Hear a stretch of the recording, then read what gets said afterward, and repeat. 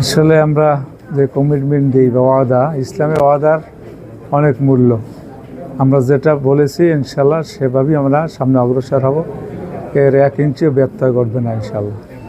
বর্ণবাসীর অঙ্গীকারের ব্যাপারে আমি ইতিপূর্বেও একাধিকবার আপনাদের সাক্ষাৎকারে আমি বলেছি।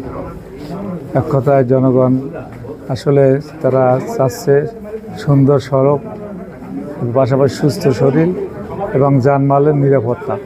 এই তিনটেই জনগণ চাচ্ছে। আমি সর্বাগ্রে তিনটের গুরুত্ব দিতে চাই, যেহেতু আমাদের রাস্তাঘাটের অবস্থা বড় সাংঘাতিক বেগতিক।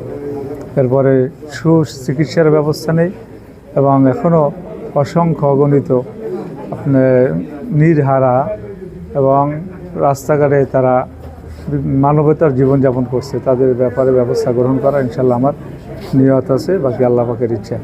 আমাদের খাস করে তালতলি এলাকাটা তো জায়গায় পর্যটন কেন্দ্র যদি আসলে গড়ে তোলা যায়, তাহলে আমি মনে করি কুয়াকাটার চেয়ে এটা একটা দৃষ্টিনন্দন এলাকায় পরিণত হবে। আর সে ব্যাপারে আমার ইনশাআল্লাহ খেয়াল আছে। আমার চেষ্টা মোটেও কমতিতে হবে না যে তালতলিকে আমরা একটা পর্যটন কেন্দ্র হিসেবে আমি গড়ে তুলব।